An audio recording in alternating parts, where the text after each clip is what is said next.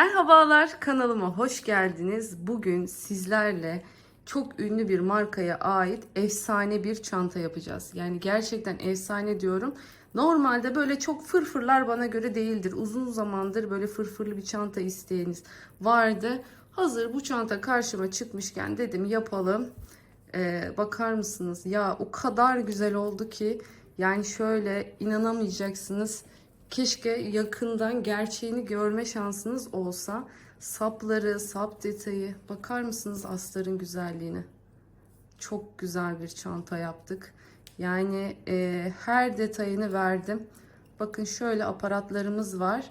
Bunlar çantanın içine doğru istediğiniz gibi böyle dönüyor.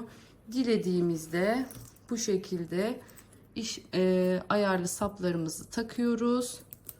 Bakın şöyle göstereyim. Ve çantamız birden omuz çantasına, çapraz çantaya dönüşebiliyor bu sayede. Cebiyle, astarıyla, keçeli astarımızı yaptık içine. Bakın o kadar tatlı bir büyüklükte ki bayılacaksınız. Ama ipim efsane gerçekten. İp çok güzel. Yani bu ip gerçekten baktığınız zaman ilk başta insanlara böyle pahalı gibi geliyor ama metrajı çok çok iyi bu ipin. Normalde çantamız küçük gibi görünse de şu fırfır detayından dolayı gerçekten çok fazla ip yiyen bir çanta. Yani normalde bir yerli rafya ile örmeye çalışsanız tahminim herhalde yani 3 rafya kesin gider. 150'lik 3 rafya kesin gider diye düşünüyorum. Burada yaklaşık şöyle söyleyeyim. Yani 200 gram yetmez, 300 gramdan arttırırsınız diyebilirim. Yani mutlaka bir 303 tane 100 gramlık bobin almanızı tavsiye ederim bu çanta için. İpim şöyle hemen göstereyim. Bakın bu şekilde 100 gramlık bobinler halinde geliyor. Milano rafya.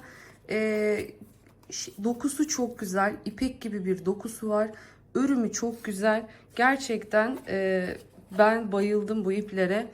Bu çantada kullandığım bobin çok büyük olduğu için ekrana ne yazık ki getirmedim. Büyük şeyde makarada takılı halde duruyor.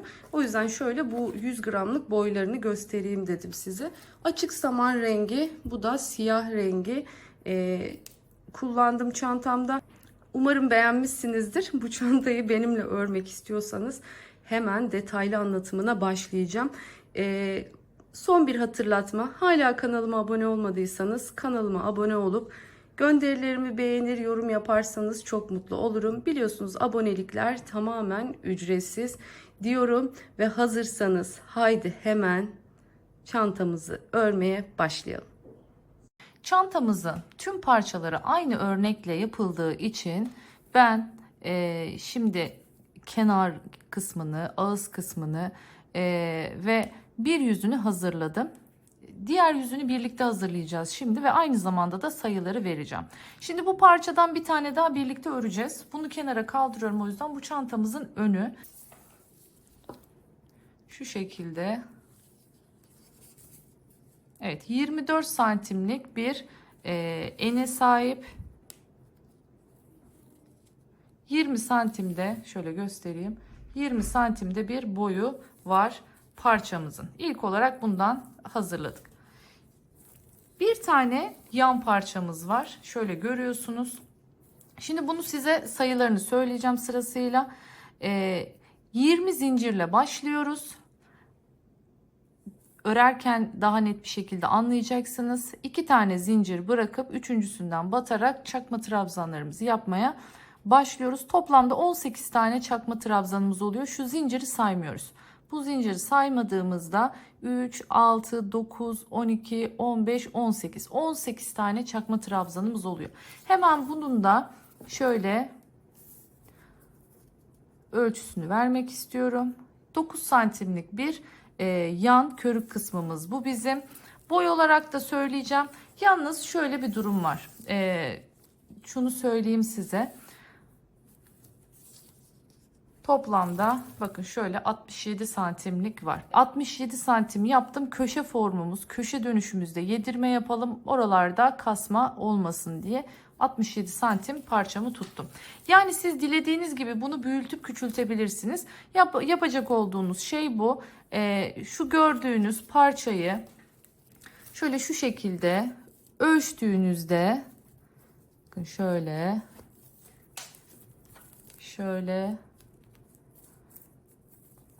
ve şu şekilde koyduğunuzda bakın tam tamına denk geliyor olması lazım. Önemli olan nokta bu. Bu şekilde parçalarınızı hazırlayabilirsiniz. Bir tane de ağız fırfırı. Bakın fırfırın nasıl olacağını göstermek için ben size şöyle işaretleyiciyle biraz tutturdum. Burada da toplamda 3, 6, 9, 12, 15 tane çakma trabzanımız var. Yani 17 zincirle başlıyoruz. 15 çakma trabzandan. Yalnız bu fırfır parçamız oldukça uzun. Ben şöyle görmeniz açısından yaptım. Orijinalinde bunu tam tamına şöyle katlıyor. Yani ağız çevresinin ölçüsünün 3 katı olması gerekiyor. Yani toplamda yaklaşık hesapladığınız zaman 2 metreye geçik bir parça yapıyordu. Ama ben birazcık daha tasarrufa gidelim dedim. Ve şu şekilde pile kısımlarını biraz daha şöyle kısa tuttum. Yani aralarda düz parçalarda olmuş oldu böylece. Bu sayede pileyi azaltmış oldum. Yaklaşık olarak bunu şöyle baktığımız zaman yaklaşık olarak 160 santim ördüm. Ben bu şekilde. Siz dediğim gibi bunu istediğiniz fırfırınıza göre kendiniz ayarlayabilirsiniz. Bence en sağlıklısı, şimdi ben video çektiğim için hepsini baştan ördüm ama en sağlıklısı çantanızı tamamladıktan sonra hesaplayarak, yani bunu böyle katlayın. Şurası mesela bunun, bakayım burası başlangıç yeri. Şöyle yaptığınızda katlayın katlayın. Bakın ne kadar eksiğiniz var, devam edin. Ne kadar, ona göre hesaplamanızı yapın. Ortalama zaten bir ön parça ve bir yan parçayı yan yana koyduğunuzda kaç pile gidiyorsa toplamda zaten onun 2 katı kadar pile gidecek demektir. O kısımlara geldiğimizde daha detaylı bir şekilde vereceğim. Dediğim gibi bu şekilde uzunca da bir parçasını hazırladım. Şimdi gelelim bu ters sık iğne ile parçalarımızı nasıl örüyoruz. Toplam burada 50 adet çakma trabzanım var. 50 adeti yakalamak için haliyle 52 tane zincirle başlıyorum bu çantaya. Dilerseniz başlayalım birlikte. Bütün parçalarım bakın hazır. Bu ön parçası hazırladığımızda artık birleştirme ve sonrasında ise dediğim gibi o ağzını birleştirme, ağız fırfırlarının uçlarının ilavesi vesairesi hepsini yapacağız. Burada tavsiyem dediğim gibi siz, ölçüler değişebiliyor. Siz çantanıza göre kendiniz o ağız fırfırını istediğiniz ölçüde ayarlamanız. Çünkü seyrek pile yapabilirsiniz. Sık pile yapabilirsiniz. Onu tamamen kendi zevkinize göre ayarlayabilirsiniz. Şimdi dilerseniz hemen örmeye başlayalım. Şöyle açık halini de bir göstereyim. Gerçekten son derece yumuşak bir rafya. Renkten renge fark edebiliyor kalınlıkları. Bu ip için ben 3,5 milimetrelik tığ kullandım. Ama bazı renkleri var. Mesela bundan önce ördüğüm çantadaki rafya daha inceydi. Onu 3 milimetre ile örmüştüm. Ama bu rafyamın kalınlığı ve yapacak olduğum örnek 3,5 milim için daha uygun geldi bana. Şimdi şöyle hemen zincirle başlayalım. Bir tane sıkıştıralım bu sefer. Şöyle. Başlıyorum. 1, 2. Zincirleriniz gevşek olmasın. Ağız kısmı marullu olur. Böyle ne sıkı ne gevşek. Ortasında, ayarında olsun. 1, 2, 3, 4, 5, 6, 7, 8, 9, 10, 11. Bu şekilde 52 tane çekip geliyoruz hemen. 50, 51, 52 tane zincirimizi çektik. Şimdi örgümüzün, bakın burası zincirimizin yüzü, hemen şöyle arkasına çeviriyorum. İpimi tığımın üstüne doladım. Bakın bir iki tanesini atlıyorum. Üçüncüsünün hemen şu arkasındaki orta lobdan batıyorum.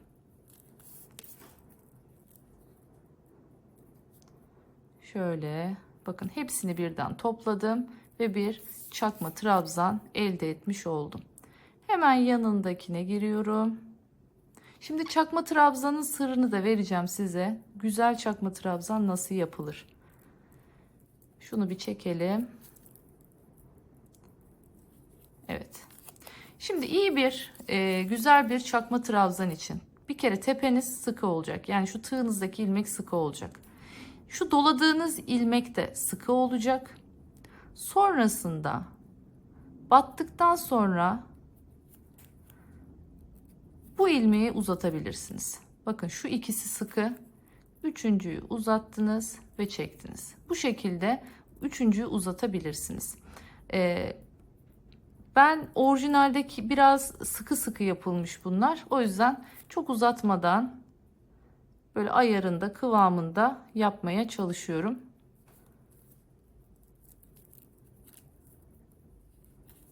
Bu şekilde. Şu arkalara batmak ilk sırada birazcık evet zorluyor ama tabanının düzgün olmasını sağlıyor. O ilk başlangıç yerinizin şöyle göstereyim, bakın. Şu başlangıç yeri şöyle, şu başının görüyorsunuz VV olmasını sağlıyor. Aynı finalde olduğu gibi, bakın burada da VV, burada da VV alt kısmı. Bunun elde edebilmemiz için bu şekilde şu arkadaki orta noktalara şöyle girmemiz gerekiyor. Şimdi ben bu şekilde sıra sonuna kadar örüp geleyim. Sonrasında üst sıraya nasıl çıkacağız onu göstereceğim. Evet, geldik sıra sonuna kadar. Dediğim gibi şu başlangıç zincirini saymazsak 50 tane çakma trabzanımız olmuş oluyor. Şöyle bir iki zincir çekiyorum ve dönüyorum. Döndüm. İlk boşluğa, bakın çakma trabzanlarda şöyle bir durum oluyor. Şöyle bir tepesi var, görüyorsunuz. Bir de şu önde bir çizgi var. Bu öndeki çizgiyi değil, şöyle baktığınızda tepedeki V'lere ilk birincisinden girmeye başlıyorum. Yine aynı şekilde. Çantamız sürekli git gel çakma trabzandan oluşuyor.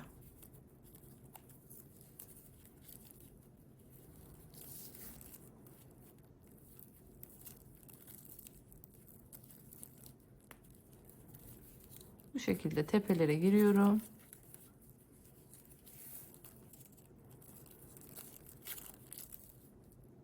Ölçülerle ilerlemek daha iyi bu çantada. Ben modelin birebir sayarak yaptım.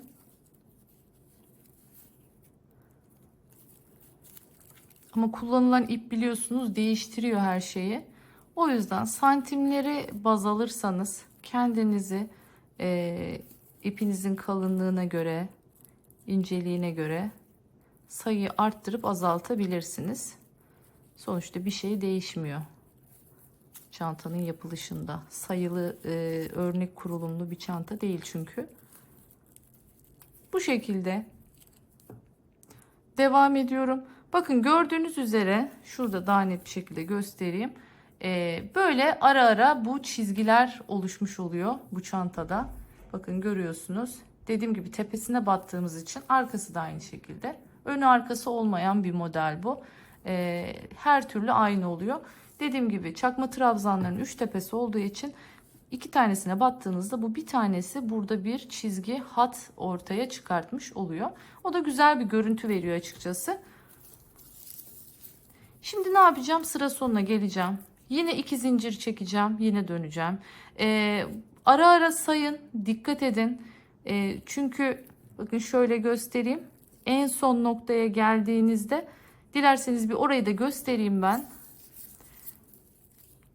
Azaltma yapmayın. Çünkü bir bakarsınız sonra örneğiniz böyle yukarı doğru küçülmeye başlar.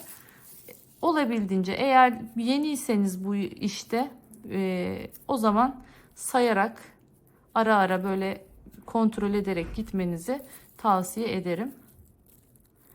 Çok fazla sök boz yapmamış olursunuz bu sayede.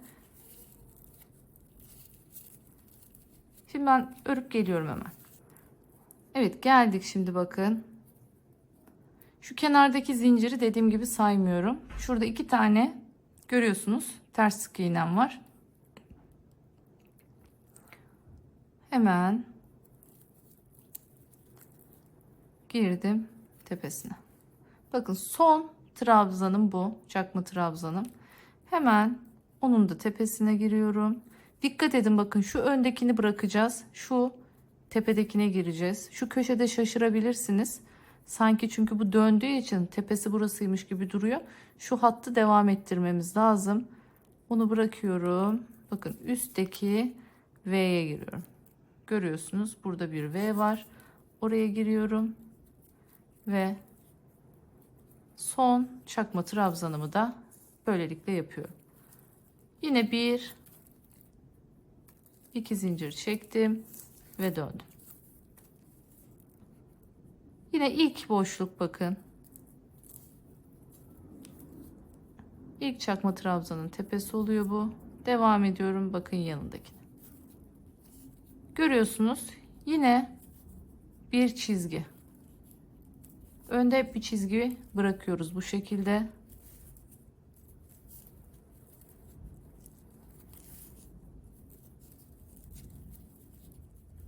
Bu şekilde devam edeceğiz. Ta ki dediğim gibi çantamızın boyu 20 santim olana kadar hemen örüp geliyorum. Artık ondan sonra çantamızın birleştirme aşamasına geçeceğiz. Evet, birleştirmeye başladım. Şimdi ben bir tarafını kendim birleştirdim. Burasını da sizle beraber yapacağız. Bakın bu şekilde. Şöyle kenardan başlıyoruz. İlk şu kenardan. Tam sıra sıraya denk gelecek şekilde. Yani burada da sıralarımız belli. Sıra sıraya denk gelecek şekilde güzelce ilmek tutturucularımıza tutturuyoruz. Sonra geliyoruz bu taraftan. Buradan da güzelce tutturuyoruz. Ondan sonra artık şu köşeler belli olduktan sonra burayı da şöyle esnek bir şekilde denk gelecek şekilde tutturuyoruz. İlmek tutturucularımız bize hizayı kaydırmamızı. Çünkü buradan başlarız, kayar gider farkında olmadan. O açıdan bu bize büyük kolaylık sağlamış oluyor. Siz dilerseniz ip bağlayabilirsiniz ya da normal çatal iğneler takabilirsiniz. Normal sık iğne ile birleştiriyoruz bu çantayı. Yalnız burada şuna dikkat etmemiz gerekiyor birleştirirken. Bakın burada gördüğünüz üzere şu yüzü çantanın, bakın sık iğnelerin yüzü çantanın ön bölgesine denk gelecek. Yani şu yan bölgelerden başlamıyoruz. Yani demek istediğim şu, bu şekilde başlamıyoruz. Şu yan yüz önümüzde olmayacak. Her zaman çantanın önü ya da arkası önümüzde olacak. Şu şekilde başlayacağız ki şu görmüş olduğunuz ön kısım böyle düzgün bir şekilde olabilsin. Başlayalım, birleştirelim. Ben birleştirirken şimdi şu yan taraftaki ilmeklerin hep birer loblarını alıyorum. Yani şu şekilde. Böyle tamamını alırsanız burada kocaman delikler oluşuyor. Hep böyle küçük tek katlar aldığım için o yüzden daha rahat girebilmesi açısından 3 milimetrelik tığa geçtim birleştirme aşamasında. Hemen buradaki en tepedeki ilk ilmeğimle buradaki şöyle görüyorsunuz en tepedeki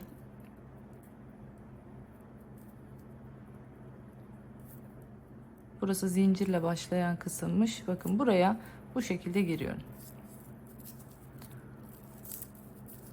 İpimi şöyle alttan veriyorum.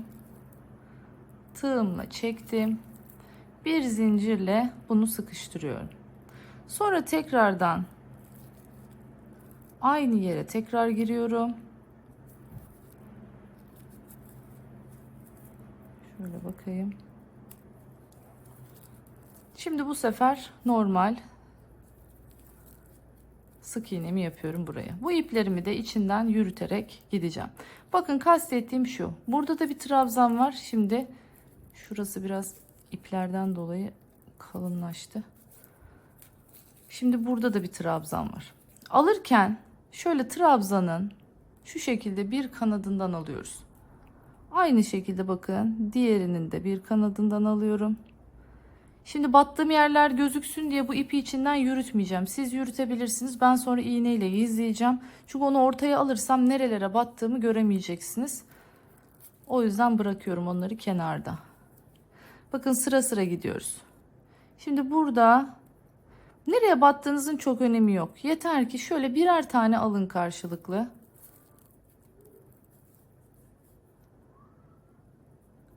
Karşı karşıya birer lob alarak ilerliyorum.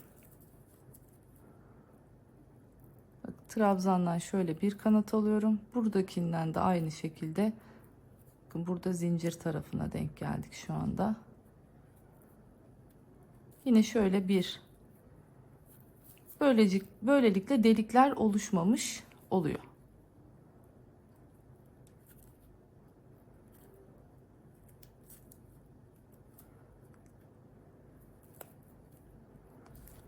Şöyle bakayım.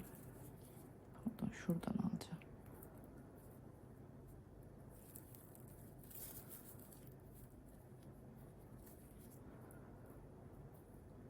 Trabzanın şöyle bir göbeğinden karşıda zincire denk geldik. Biliyorsunuz kenarın bir tarafında zincir var. Örerken zincir çekerek yüksekliği sağladığımız için ara ara hizanızı kontrol edin. Kayma olmasın.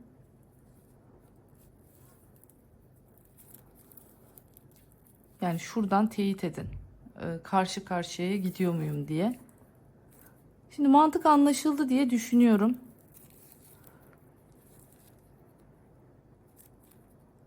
Şöyle karşılıklı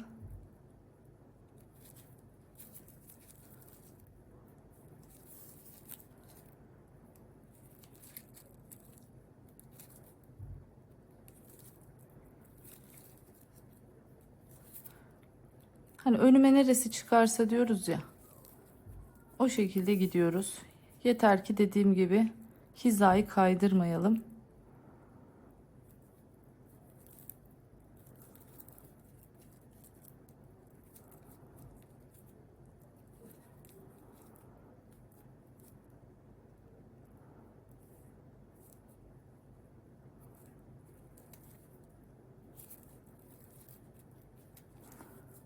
Evet, mantık anlaşılmıştır diye düşünüyorum.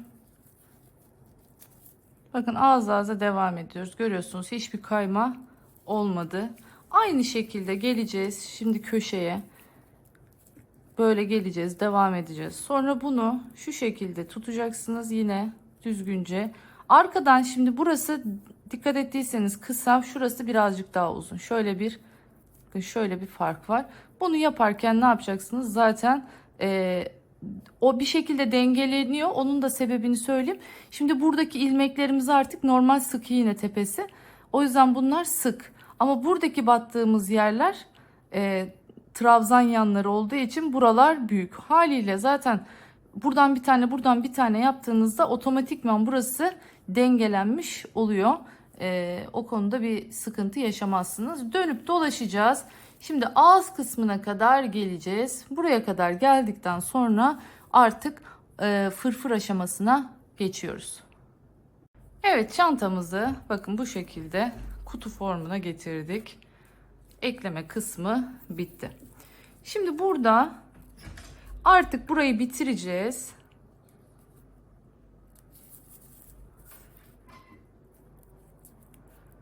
Şöyle çıkmış şurası, bir tekrar düzelteyim. Evet. Burayı bu şekilde bitiriyorum.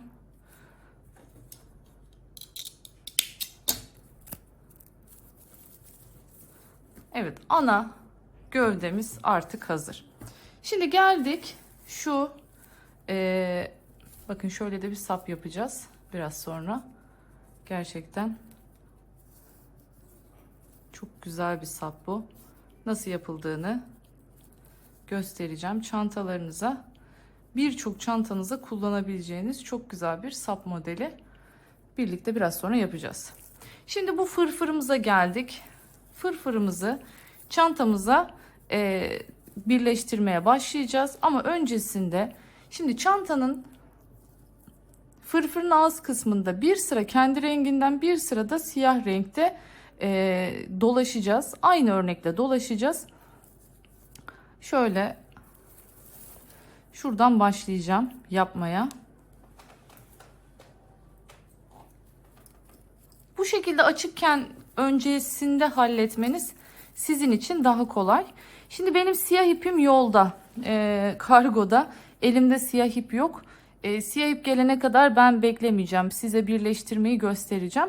Ama siz en başta eğer kullanacaksanız o rengi mutlaka dediğim gibi açıkken yaparsanız sizin için daha kolay olur diyorum. Şimdi burada şöyle bakın, yine aynı şekilde şu trabzanın tek lobundan alıyorum. Ya böyle neresi kolayınıza geliyorsa, önünden, arkasından fark etmez. Ama şöyle tek lobundan. Bu ipimi de hemen alttan ipimi geçirdim. Şöyle bir, iki tane zincir çekiyorum ve trabzanlarımı yapmaya başlayacağım. Yine aynı şekilde çakma trabzanla ilerleyeceğiz burada. Hemen aynı yere geliyorum. Çakma trabzanımı yapıyorum. Geldim. Bakın yan tarafta neresi müsaitse batacağınız. Burada bir sayının bir önemi yok. Kaç tane trabzan yaptığımızın bir önemi yok. İpimi bir yandan içinden gizliyorum. Bir yandan bu şekilde trabzanlarımı yaparak ilerliyorum.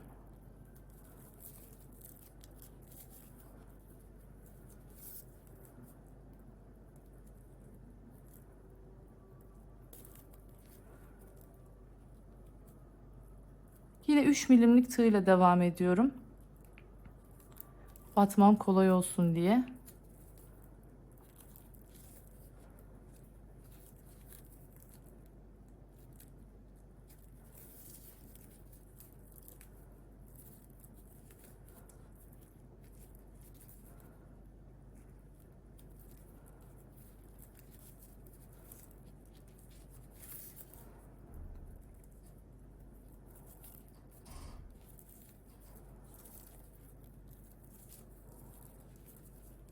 Evet, bu şekilde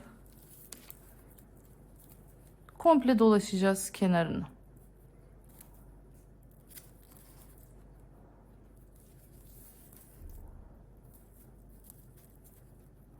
Kasma olmayacak şekilde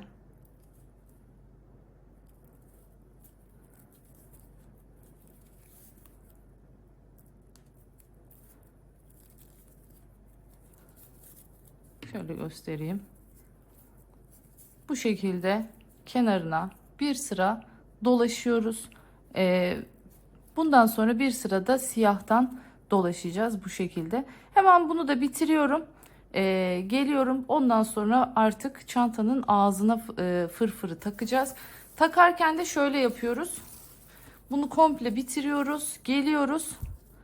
Sonrasında artık yukarı, yani bu şekilde dönüp geldikten sonra yukarı doğru iki parçayı da birbirine ekleyip artık bunu normal bir halka haline getireceğiz. Sonrasında çantamızda gösterdiğim şekilde işaretleyip fırfırlarımızı yapmaya başlayacağız. Evet, bakın geldim, bitirdim sıra sonuna. Şimdi artık şu iki parçayı birbirine birleştireceğim. Şöyle bunun en köşesiyle bunun en köşesine giriyorum. İpimi alta geçirdim, bakın altta birleştirdim. Hemen şöyle herhangi bir yerden girdim trabzanın ortasına. Burada da zincir yapmıştık hatırlarsanız. Zincirin ortasından girdim, ilmek kaydırdım. Şu ilk başlangıç noktaları trabzan yapmaya başladım. Şu şekilde artık ağız ağıza gelecek şekilde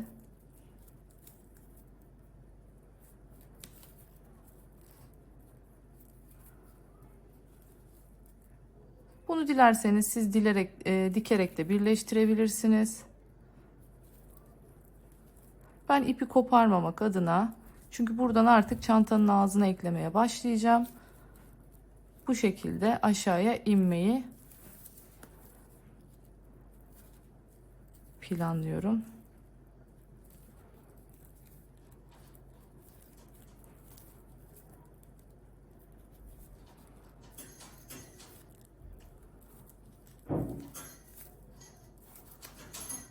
İlmek sayısı eşit olduğu için zaten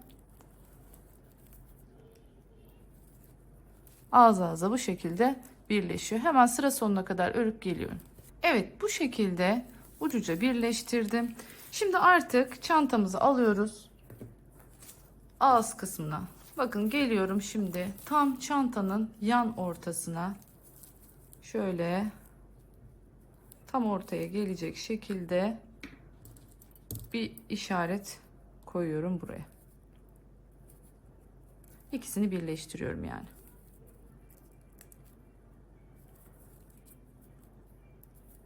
Hatta sayın 1, 2, 3, 4, 5, 6, 7, 8, 9,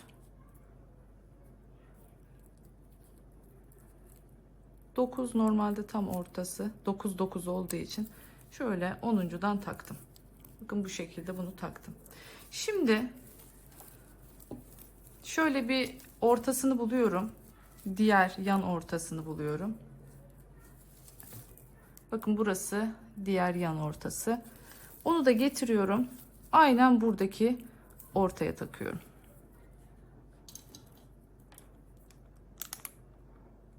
Pilelerimizin dengeli olabilmesi için bu şekilde örmüş olduğum bu uzun parçanın orta noktalarından bakın bu şekilde. Şimdi burada bu kadar parçam var. Aynı şekilde arkada o kadar parçam var. Ne yapacağım? Bunları pileyle yedireceğim. Yani şu şekilde şöyle pilelerini hazırlayacağım. Eşit bir şekilde pile olabilmesi için birazcık tabii ilk etapta deneme yanılma ile gideceğiz. Yani şöyle bir işaretleyeceğim, bakacağım. İşte denk gelmezse pileleri azaltacağım, arttıracağım. Ona göre bu şekilde bir pilelemeyi hazırlayıp hemen geliyorum. Evet, şimdi şöyle bakın bu şekilde mandallarla tutturaraktan ne kadar bir genişliğe sahip olmam gerektiğini şöyle pilelerimi yaptım. Böyle çok milimini yapmanıza gerek yok. Şöyle göz kararı ayarladım pilelerini ve bu şekilde çantamızın ağzına taktım. Şimdi burada bu pilelerimizi şimdi birleştirme aşaması var. Birleştirmeyi yaparken şunu yapacağım. Yani direkt çantayla beraber yapmayacağım. Önce bir bunları birleştireceğim. Sonra çantaya monte edeceğim. Bu hesaplama yapmak için. Şimdi ne yapıyorum? Bakın. Bu şekilde çantayı çıkartıyorum. Pileyi de bırakıyorum. Yani işaretlerimi bakın şu şekilde çantadan çıkartıyorum. Ama pilelerimi bu şekilde işaretli bırakıyorum. Normal mandal kullanabilirsiniz. Dediğim gibi çatalı iğne kullanabilirsiniz. Size kalmış. Bazen yanlarda daha küçük pile yaptım. Bakın şöyle.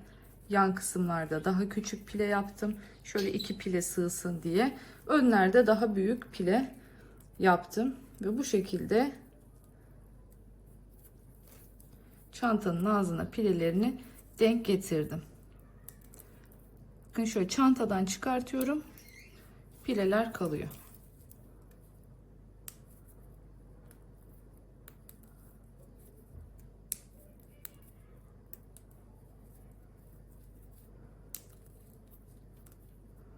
Evet. Bakın bu şekilde pilelerimizi oluşturduk. Şimdi burada artık ipimiz takılı. birleştirmeye başlayacağız ve birleştirerek yine bir sıra buraya çakma, yani şunun aynısından bir tane de yukarıya yapacağız. Sonrasında ağız kısmını artık normal bir şekilde birleştireceğiz. Böylelikle daha düzgün bir ek yerimiz olmuş olacak. Bakın bu şekilde pilelerimizi hazırlıyoruz. Çok güzel oldu. Gerçekten çok büyük emek. Çok fazla parça örüyoruz pile yapabilmek için. Ama çok da güzel olacak çantamız. Şöyle hemen kameramı indireyim artık. Birleştirmeye başlayalım. Şu şekilde elimle tutuyorum. Bakın. Şimdi burada yapmamız gereken şey ne? Ön parçadan almam lazım. Şu parçadan almam lazım, bu parçadan almam lazım. Yani 3 parçadan da alarak birleştirme işlemimi gerçekleştirmem gerekiyor. Bakın bu şekilde bir tane buradan aldım. Bir tane buradan aldım. Bir tane de en arka parçadan aldım. Şöyle bir birleştirdim. Bakın bunları. Aldım. Şunu çıkartalım artık buradan. Pardon, çakma trabzan yapacağım için. Bunu bu şekilde bir zincir çektim, uzattım. Şimdi bakın bir tane bundan alıyorum. Devam ediyorum. Bir tane bundan alıyorum. Devam ediyorum. Bir tane bundan alıyorum. Böylelikle üçünü birden bu şekilde birleştirmiş oluyorum. Geliyorum. Bakın bir tane bundan. Bakın 3 milimetrelik tığla devam ediyorum hala. Geldim. Hemen arkasından bir tane bundan, bir tane bundan. Devam ediyorum. Bir tane bundan. Bakın hep birer lop alıyorum. Kalınlık yapmaması için. Bir tane bundan, bir tane bundan. Önemli olan şöyle aynı hizada durmaları. Dediğim gibi nereye battığınızın çok da fazla bir önemi yok. Evet, bu şekilde bakın birleştirmiş olduk 3 parçayı. Şimdi burada normal yoluma devam edeceğim. Bir dahaki ekleme yerine kadar.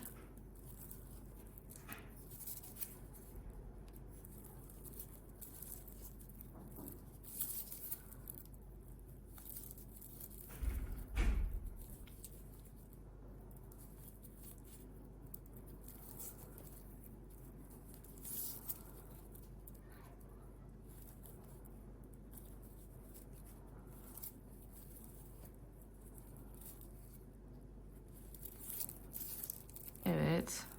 Bakın tekrardan geldim pileye. Şimdi başlıyorum burada. Bir tane bundan. Bir tane bundan. Ve sıradaki bir tane bundan.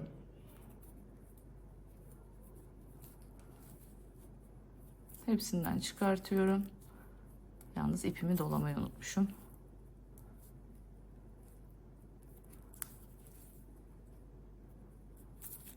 Uzattım. Çakma trabzanımı yaptım. Doladım ipimi. Çıkartıyorum artık bunu. Geldim. Şimdi sıradan başlıyorum. Bir tane bundan girdim.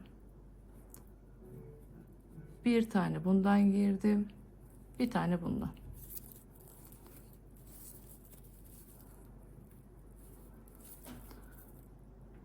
Bir tane.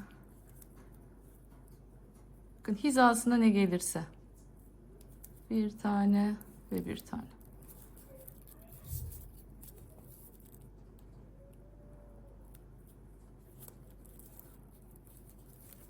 Mantık anlaşıldı diye düşünüyorum. Bu yöntemle bu şekilde pır çevre hepsini birleştirip geliyorum şimdi. Sonrasında artık bu aşamadan sonra ağız kısmını birleştirmeye geçeceğiz. Hep birlikte oradan devam edelim. Evet, şimdi bakın sıra sonuna geldim. Şöyle ilk başa şöyle ilmek kaydırmayla bağlanıyorum.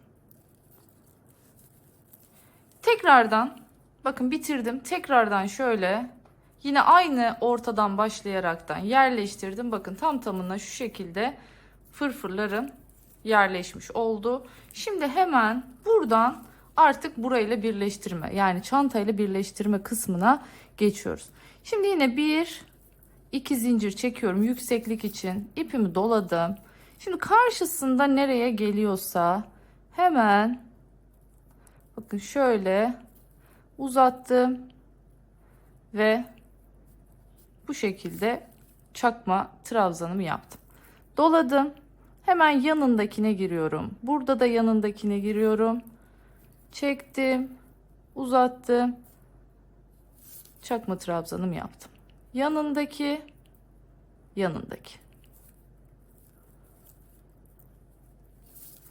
Böyle birleştireceğim. Bazı yerlerde şimdi sayıyla yapmadığımız için sadece bu şekilde tutturduk, hizaladık. Eğer ki baktınız tam birebir sayı denk gelmedi, o zaman aynı noktaları 2 kere bataraktan da dengeleyebilirsiniz.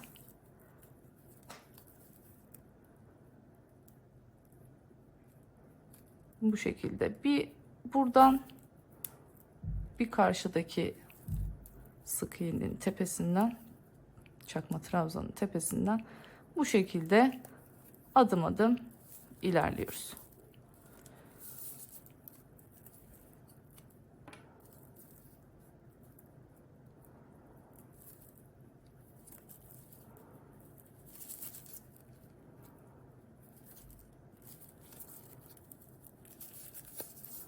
Şimdi bunu içinden yürüterek götüreceğim. Burada bir ip varmış. O da bu şekilde temizlenmiş olsun.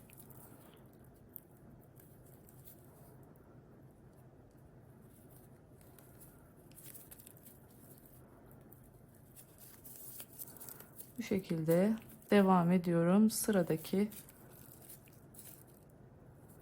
bakıyorum şimdi sırada hangisine batmam gerekiyor. Artık bu tarafa geçiyoruz.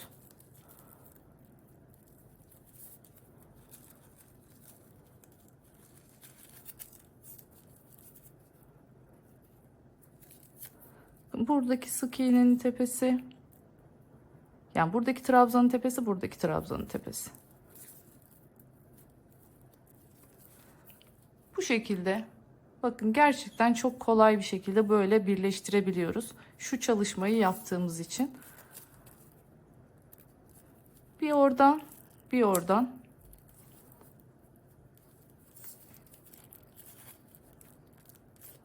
Bir oradan. Bakın zaten tepeler VV. Evet.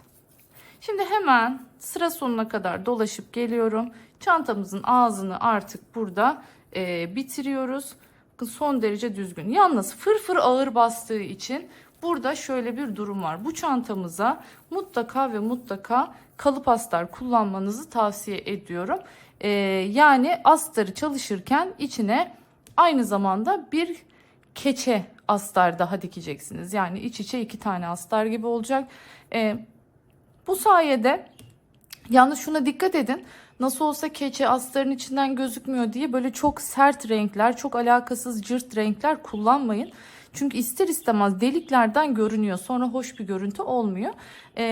Renge yakın tonlarda bir keçe kalıp şeklinde yine aynı astarı diker gibi onu da dikiyorsunuz.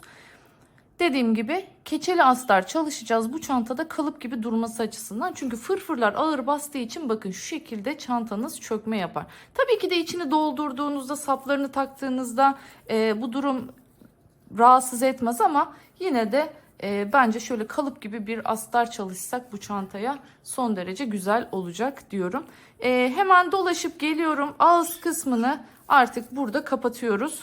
Evet, başladığım yere geldim. Bakın ilk zincir olan yere değil, ilk yaptığım çakma trabzanın üzerine ilmek kaydırma geçtim. Ve şimdi burayı komple ilmek kaydırmayla dolaşıyorum. Çantamın ağzı bir toplasın.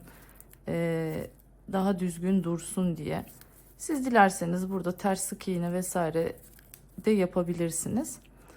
Bu arada çantanın içine bir diğer dik durması için bir diğer yöntem de kanvas. Metreyle satılan kanvaslar var biliyorsunuz. Dilerseniz onlardan alıp kullanabilirsiniz.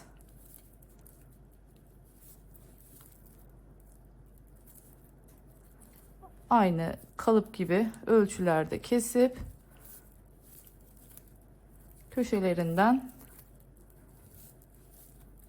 iğne iplikle birleştirirsiniz. Kutu formunu verirsiniz. Böyle de olur.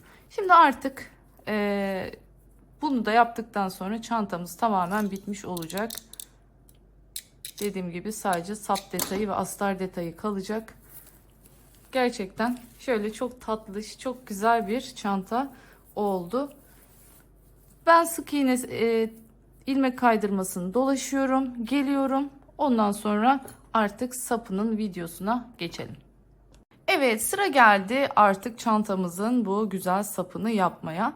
Gördüğünüz gibi bu sapı birçok çantada kullanabilirsiniz. Gerçekten çok şık duruyor. Bunu deri saplar vardır bu şekilde. Aynı onların formunu yakalıyoruz bu şekilde yaptığımızda. Ben bir tanesini yaptım. Şöyle bakın, şöyle mandallarla tutturdum. Nasıl durduğunu göstermek için. Şimdi dilerseniz birlikte örmeye başlayalım. Normal oval taban örer gibi çalışıyor. Öncelikle şöyle bir ipimi bir sabitleyeyim. Delik oluşsun istemiyorum. Şimdi çok bakın gevşek olmasın. Normal kıvamında, ayarında 60 tane zincir çekiyoruz. Bu başlamak için 60 zincir, bir tane de yükseklik için çekeceğiz. Toplamda 60 artı 1 yani 61 zincir çekiyoruz. Hemen ben örüyorum ve sonra devam ediyoruz. Evet, 61 zincirimi çektim, geldim. Şimdi şöyle döndürüyorum. Her zamanki gibi şu arka ortadaki şu küçük tepecikler vardı biliyorsunuz. Buralara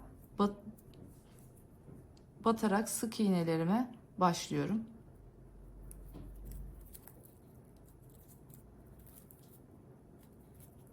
Bu şekilde.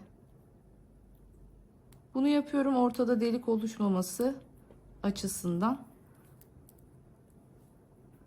Çünkü çantanın tam görünür ön yüzüne denk geliyor burası. O yüzden delikli olursa hoş görünmez. Buna dikkat edelim. Biraz ilk sırada yani ilk bu kısmı yaparken zor gibi görünse de batması, bu şekilde yaptığınızda daha düzgün bir orta elde edeceksiniz. Şimdi dilerseniz ben hemen sıra sonuna kadar sık iğnelerimi yapayım. Daha sonra köşe dönüşünü nasıl yapacağız? Devam edeceğiz. Evet, geldim. Şimdi bakın şöyle sıra sonuna kadar getirdim. Şimdi aynı yere, şu son aynı noktaya bir iki tane daha yapıyorum. Yani toplamda ne oldu? 3 tane olmuş oldu. Bu son tarafta. Son deliğin içinde. Şimdi devam ediyorum. Sıradaki her sık iğnenin karşısına bir sık iğne daha yapıyorum. İpimi de içinden geçiriyorum. Yürütüyorum. Böylece gizlemiş oluyorum. 3 milimetrelik tığdayım. Hemen onu da söylemiş olayım. Sık iğneye geçtiğim için 3 milimetre ile devam edeceğim.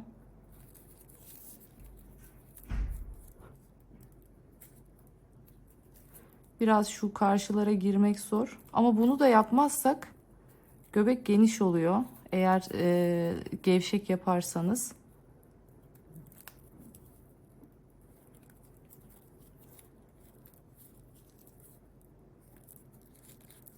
Bakın şöyle tekrar göstereyim tam olarak nereye battığını. Şimdi şu yaptığımız, battığımız yerlerin karşısında bu şekilde V'ler var. V. Tam bu V'lere batıyoruz. Bakın şöyle ikisine birden giriyorum bu şekilde. İpimi de içinden götürüyorum.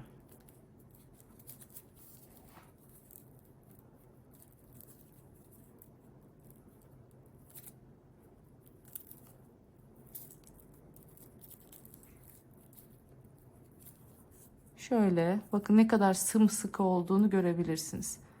Şu dip kısmında hiçbir şekilde en ufak bir delik, boşluk yok. Şimdi bu şekilde sıra sonuna kadar gelelim. Şimdi sıra sonunu da nasıl üçleyeceğiz hemen onu göstereceğim. Ondan sonra artık spiral bir şekilde dönerek gideceğiz. Burada toplamda 3 sıralık bir taban yapacağız bu şekilde. Daha sonra bunu nasıl çanta sapı formuna dönüştürüyoruz onu da göstereceğim. Evet, geldim sıra sonuna kadar. Bakın ilk sık iğnemi yaptım. Boşluğun içine geldim. Şimdi oraya bir,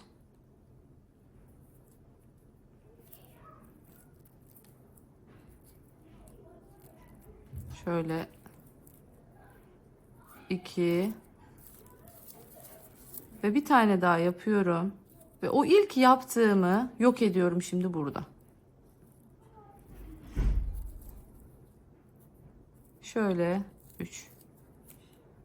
Burayı da üçledim. Burayı da üçledim. Böylelikle artık iki tarafta da 3 tane ilmeğim olmuş oldu. Şöyle düzelttirelim elimizde.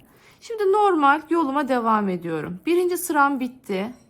Şimdi ikinci sıraya geldiğimizde bakın tığlar çıkmaya başladı. İçindeki lastik sarmıştım. Demek ki onlar koptu.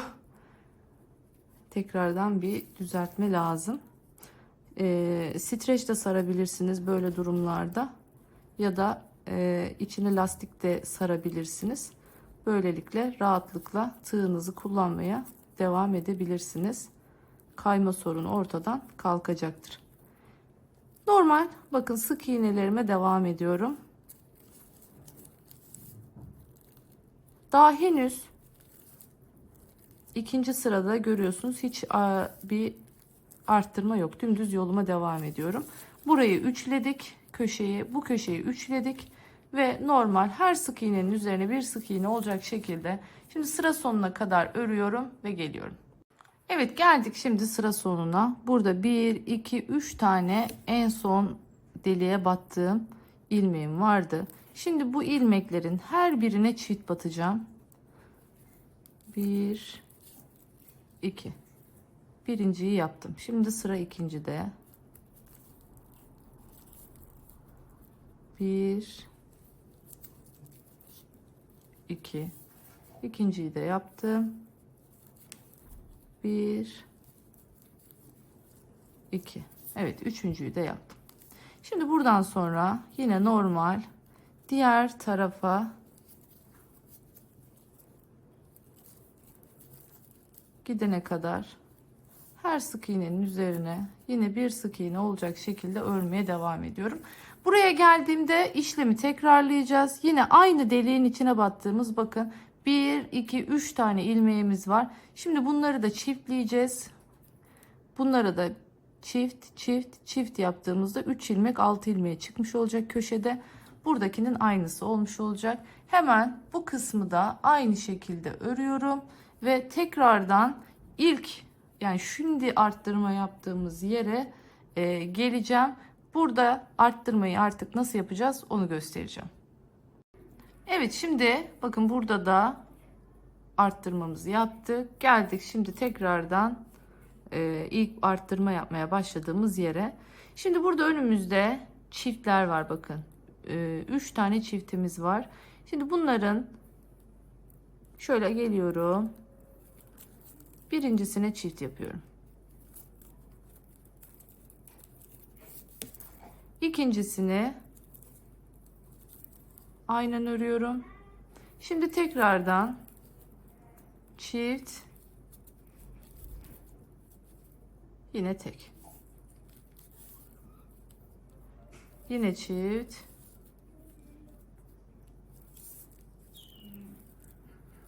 ve yine tek. Evet. Şimdi bu şekilde geliyoruz bu tarafa da. Aynı işlemi yapıyoruz. Oradan sonra artık çantamızı sapının şeklini vermeye başlayacağız. Evet, şimdi bakın en son bir çift bir teki de yaptım. Burada arttırmanın bittiği yerde şimdi artık ilmek kaydırmaya başlıyoruz.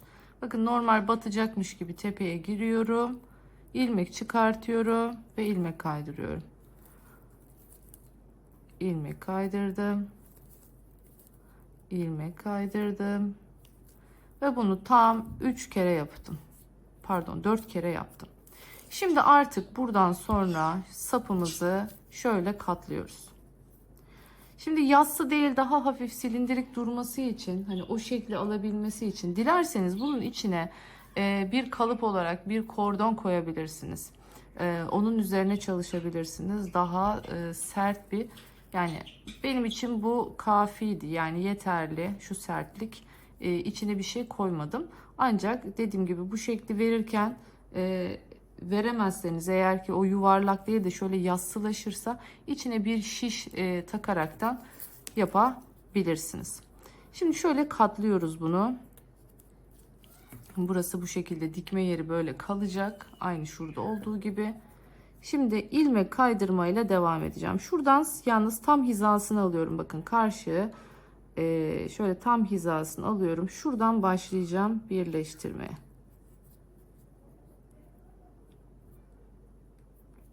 Hemen bakın buradan karşıdan da aynı şekilde.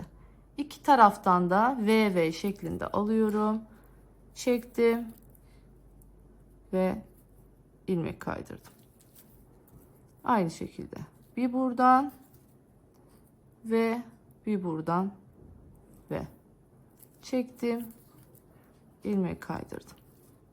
Yalnız dikkat edin, aynı hizada olması gerekiyor. Eğer aynı hizada olmazsa sapınız buruk olur. O yüzden şöyle bakın. Şu şekilde sayabilirsiniz.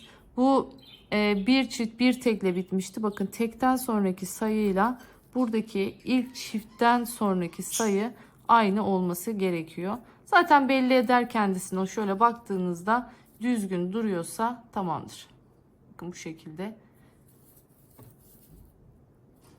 Aynı şekilde burada da aynı noktaya gelene kadar yapacağım.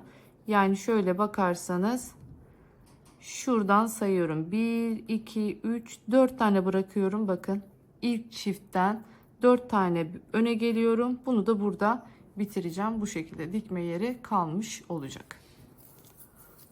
Son kez tekrar göstereyim. Şöyle katlıyoruz. Bir buradan, bir buradan giriyorum. İlmek kaydırıyorum. Bir buradan girdim. Bakın bir buradan girdim. İpimi çektim. İlmek kaydırdım. Bir buradan, bir buradan ipimi çektim. İlmek kaydırdım. Bu ölçü, yani yapmış olduğum bu ölçü, bu küçük saplar için, mesela şöyle bu şekilde küçük saplar için, siz dilerseniz daha büyük çantalarınıza sap yapacaksanız o zaman bunu daha büyük hale getirebilirsiniz. Dilerseniz bir sıra daha dolaşıp daha kalın hale de getirebilirsiniz. Boyunu istediğiniz gibi ayarlayabilirsiniz. Gayet oldukça şık, kullanışlı bir sap elde etmiş oluyoruz bu şekilde yaparak. Şimdi ben dediğim gibi tekrar söylüyorum. Arttırmanın başladığı yerden 1, 2, 3, 4 tane bırakıyorum. Son noktam burası olacak. Buraya kadar ilmek kaydırıyorum ve artık çantam dikmeye hazır. Biraz ucunda şöyle dikebilmek adına ip bırakıyorum ve sapımı bitiriyorum. Evet, şimdi size hemen astarlama aşamasını da göstermek istiyorum. Bakın parçaları ölçtüm. Elimde yalnız keçeler, böyle çocukların satılıyor ya, onlu keçeleri, onlardan vardı elimde. Parça keçe kalmamıştı. Görüyorsunuz hep farklı renklerden bir araya geldi. Hani gözükmediği için sorun değil. Bakın bu şekilde tam ölçü keçelerimizi bu şekilde diktik. Neden böyle köşeli köşeli parça parça dikiyoruz?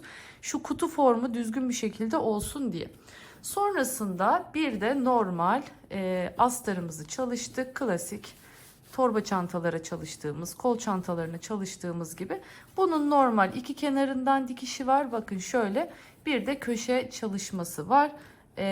Dikişler kamerada parladığı için gri gibi duruyor ama aslında onlar da siyah renkte. Bakın şöyle yine tertemiz cep detaylı bir astarımız var. Şimdi bakın normal ölçüyü aldım, katladım bu şekilde. Şimdi bu astarı içine geçiriyorum.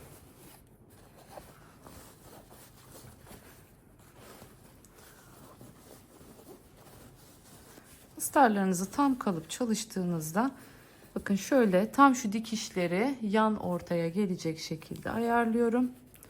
Ve şu görmüş olduğunuz katın içine alıyorum bu keçeyi.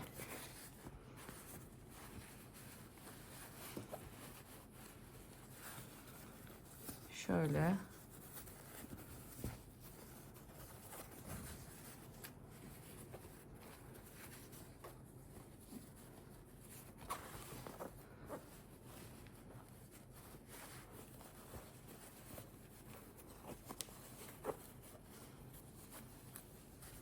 Evet, bu şekilde tam olarak sıfıra sıfır bakın oturtuyoruz.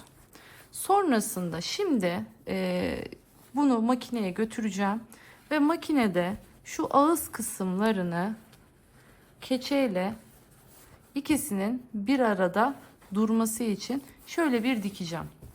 Yani şöyle dikeceğim keçeyle astarın, çünkü mutlaka dediğim gibi birbirine tutturmanız lazım. Yoksa keçe içeride boşta kalır. Şöyle güzelce yerleştiriyoruz. Dediğim gibi şu ağız kısmından ince bir siyah dikiş geçiyoruz ki keçeyle astar tam olarak birbirine sabitlensin. Sonrasında çantaya rafya ip olduğu için belli olmasını istemiyorum. Delinmesini istemiyorum makine iğnesiyle. Sonra elimle tutturacağım, dikeceğim. Dikerken şunu söyleyeyim.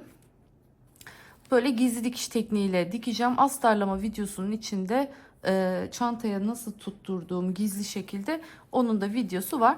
Dediğim gibi şu kenarından şimdi ben bu astarla keçeyi birbirine tutturuyorum. Sonrasında artık çantayla buluşturuyoruz. Astarı dikmeden önce yalnız sapları dikeceğim. Yani çantaya astarı birleştirmeden önce sapları birleştireceğim. Çapraz sapı takmak için küçük D halkalarım var. Onları sabitleyeceğim. En son astarı elimle tutturacağım ve dediğim gibi siyah bir sıra dolanmamız vardı hatırlarsanız fırfır kısmında. Siyah ipimde inşallah yarın gelecek sabaha. Onunla da o ağız kısmını tamamlayacağım, bitireceğim ve çantam artık hazır olacak. Evet, adım adım sona doğru geliyoruz. Bakın bu şekilde daha henüz dikmedim astarını. Çünkü saplar dikilmeden astar dikilmiyor. Size sadece göstermek için şu şekilde tutturdum. Bir de şöyle benim vidalı D aparatlarım vardı. Bakın çapraz olarak bunu takıyoruz ki şu şekilde bir ayarlanabilir çapraz sapla aynı zamanda bu çantayı omuz çantası ya da çapraz çantaya dönüştürebiliyoruz. Onu göstermek için taktım bunları.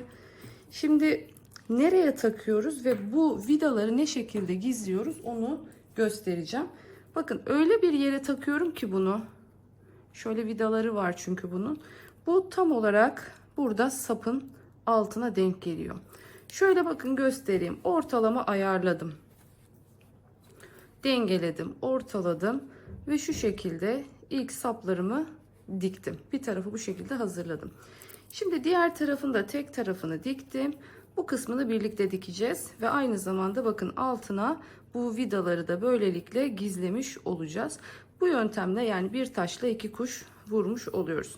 Bakın tuttururken ilk başta çantaya tutturuyoruz ama sonra alt aşamada fırfırın kalkabilmesi için o kısımlarını tutturmayacağım. Şöyle çok fazla mesafe bırakmıyorum. Ara kısmı çok büyük olmayacak. Hemen onun ne kadar olduğunu da söyleyeyim size santim olarak.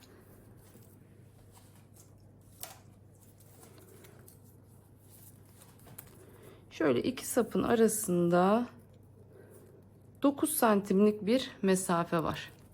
Şöyle sapı koyduğunuzda şöyle göstereyim. 9 santimlik bir mesafeyle takıyoruz sapımızı.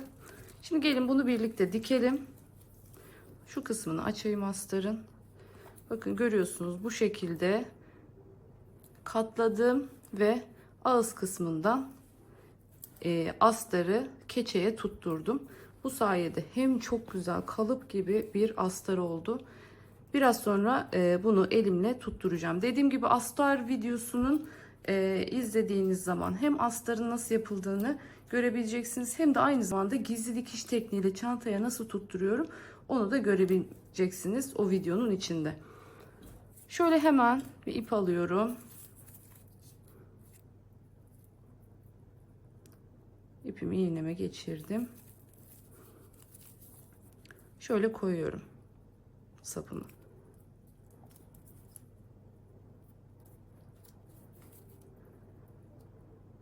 Bir taraftan başlayacağım şöyle. Hep alırken şu iki ilmeği birden alıyorum. Şuradan biraz bırakacağım. Bunu sonra gizleyeceğim. Bakın hemen bir yanındaki ilmeğe biraz yaklaşalım dilerseniz. Hemen yanındaki ilmeğe giriyorum. Arkadan çıkıyorum.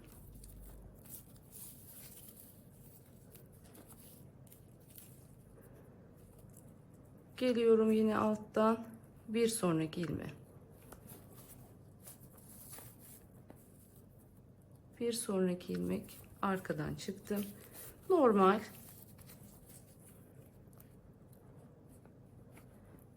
sırayla bir önden bir arkadan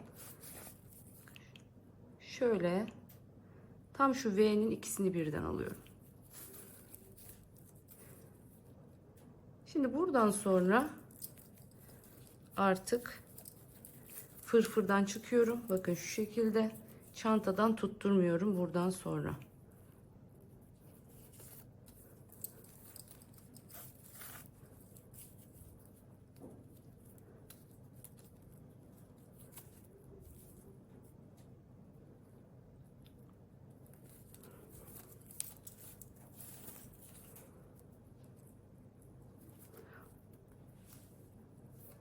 Anlaşıldı diye düşünüyorum.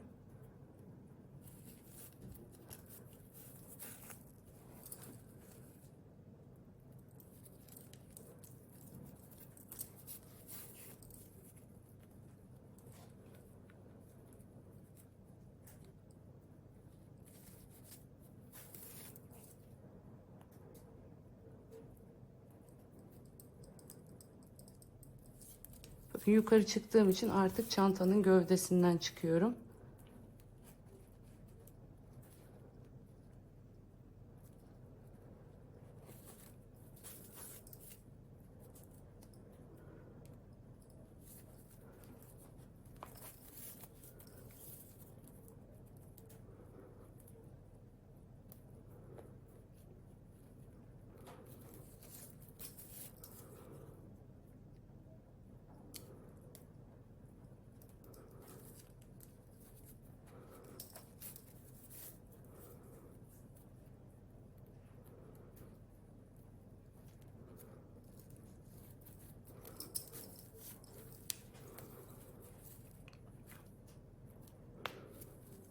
Evet, bu kısmı da bakın artık ağız kısmına tutturuyorum.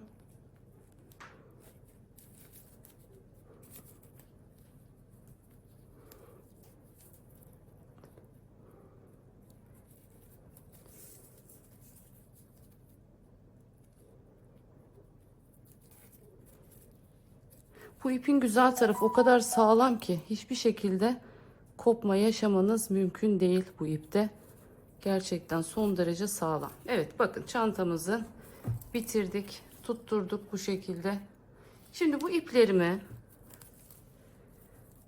Şuradan sık iğnelerimin arasından geçirerek, daha doğrusu sık iğnemiz yok da çakma trabzanlarımız var.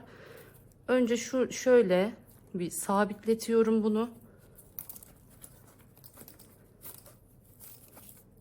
Şu şekilde. Şimdi buradan içeriden yürüterekten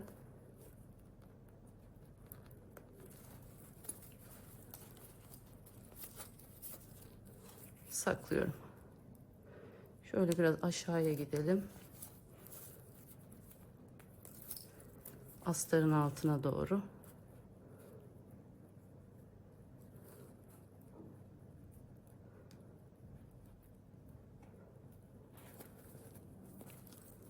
Evet, bu kadar yeterli.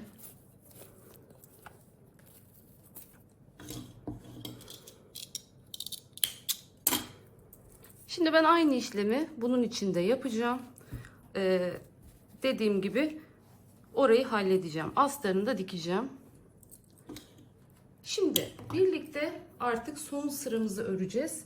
Son sıramız ben demiştim size videoda hatırlarsanız. Siz fırfırı takmadan önce bunu örün diye. Ama benim dediğim gibi ipim kargodaydı, yeni geldi. O yüzden ben şimdi öreceğim bunu. Şöyle yine buradaki ek yerinden başlayacağım. Bakın ipim bu şekilde. Görüyorsunuz yine aynı şekilde parlak ince bir dokusu var ipimin.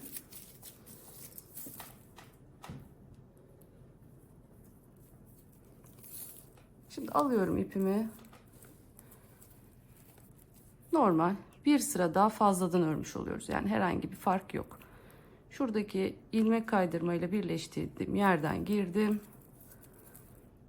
İlmeğimi çıkarttım. Buraya şöyle 2 tane zincir çekiyorum ve hemen yanından başlıyorum. Zaten ilmek kaydırma yapılan yer belli, bakın şurada. Şöyle yine aynı şekilde tepelere giriyoruz. İlmek tepelerine. Bakın yine üçünü birden çekiyorum. Giriyorum tepesine. Üçünü birden çektim.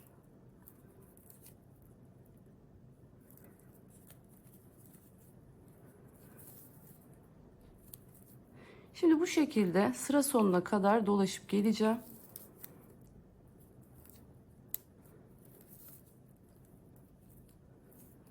Bu şekilde bir sıra dolaşınca artık çantam tamamen bitmiş olacak.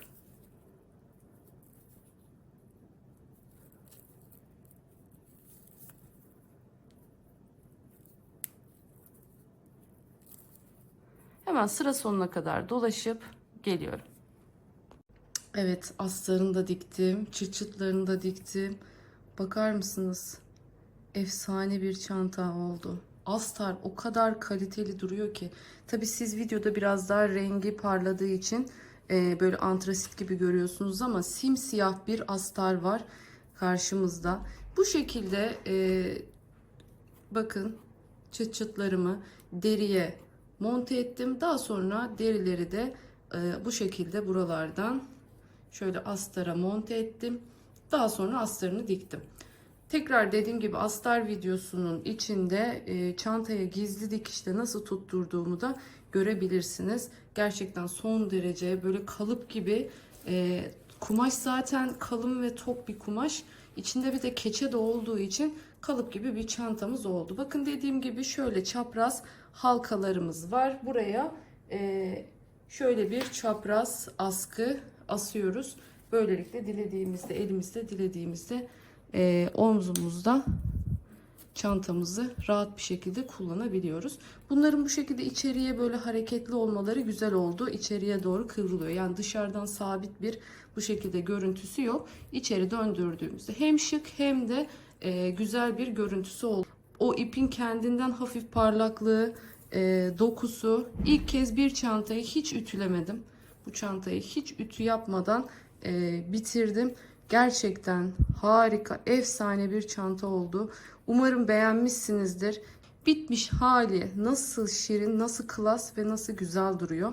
Hani baktığınız zaman bu kadar açık renkli bir çantaya siyah astar normalde böyle düşünemezsiniz. Ama işte şuradaki şu siyah detayı ikisini çok güzel bütünledi. Umarım siz de beğenmişsinizdir.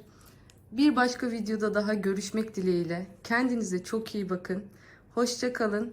Kanalıma hala abone olmadıysanız abone olup bana destek olursanız da çok mutlu olurum diyorum. Görüşmek dileğiyle.